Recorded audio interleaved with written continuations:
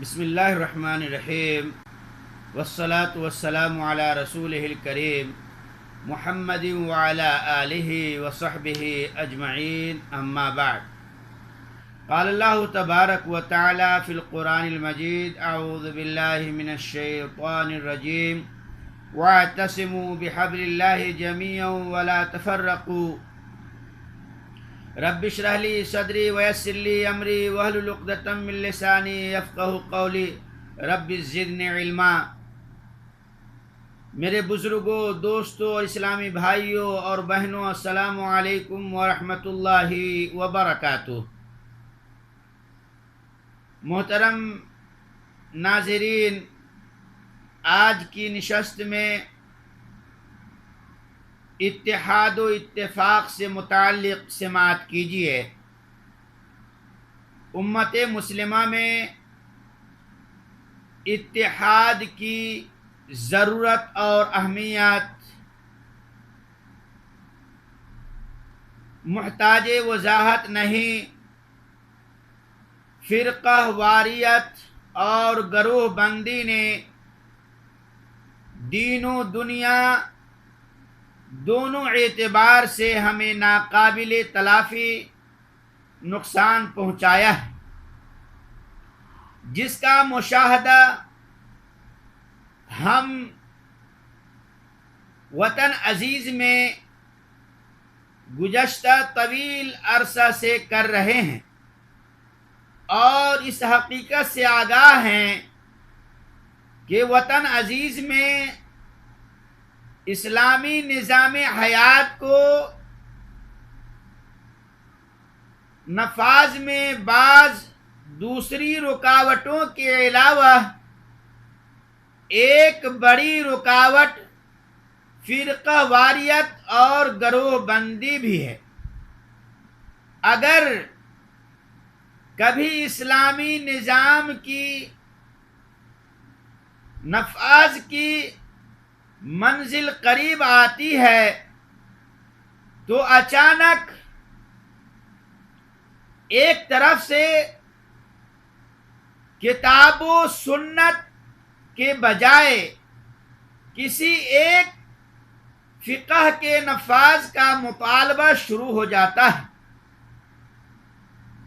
دوسری طرف سے کسی دوسری فقہ کے نفاذ کا مطالبہ ہونے لگتا ہے، جس کے نتیجے میں پیش رفت کے بجائے مسلسل پسپائی چلی آ رہی ہے۔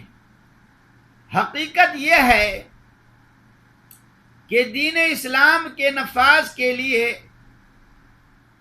کی جانے والی تمام کوشش اس وقت تک بیکار ثابت ہوں گی جب تک دین کی علمبردار جماعتوں کے درمیان خالص کتاب و سنت کی بنیاد پر ایک حقیقی اور پائیدار اتحاد و اتفاق قائم نہیں ہو جاتا۔ اس لیے اللہ تبارک و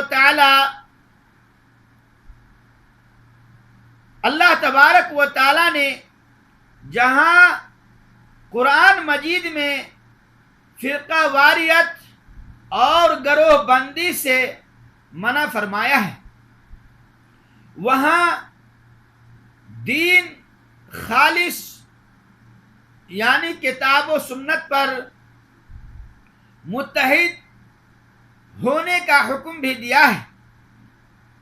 سورہ آل عمران میں اللہ تبارک و تعالی کا ارشاد ہے وَاعْتَصِمُوا بِحَبْلِ اللَّهِ جَمِيعًا وَلَا تَفَرَّقُوا، آیت نمبر 103۔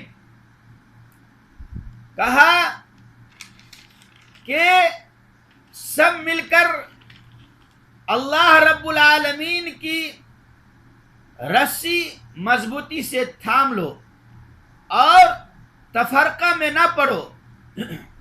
اس آیت میں مسلمانوں کو فرقہ واریت اور گروہ بندی سے منع فرمایا ہے،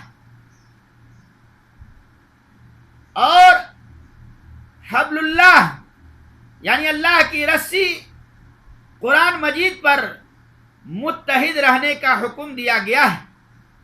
قرآن مجید میں اللہ تبارک و تعالی نے بار بار اطاعت رسول صلی اللہ علیہ وسلم کو واجب قرار دیا ہے، جس کا صاف مطلب ہے کہ اللہ کی کتاب کی رسی جیسے مضبوطی سے تھامنے کا حکم دیا گیا ہے، اس میں خود سے دونوں چیزیں کتاب و سنت آ جاتی ہیں۔ لہذا قرآن مجید کی روشنی میں جو اتحاد مطلوب ہے اس کی بنیاد کتاب و سنت ہے۔ کتاب و سنت سے ہٹ کر کسی دوسری بنیاد پر امت میں اتحاد نہ مطلوب ہے اور نہ ہی ممکن۔ اسی لیے شاعر کہتا ہے، شاخ نازک پہ جو آشیانہ بنے گا وہ ناپائیدار نہ ہوگا۔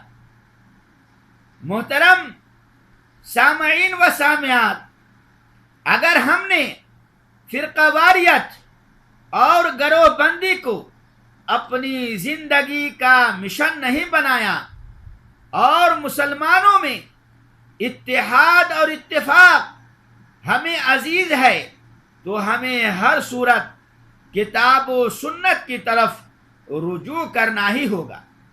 محترم سامعین، ہم اللہ رب العالمین سے دعا کرتے ہیں کہ اللہ رب العالمین ہم سبوں کو آپس میں اتحاد و اتفاق کے ساتھ زندگی بسر کرنے کی توفیق بخش، آمین۔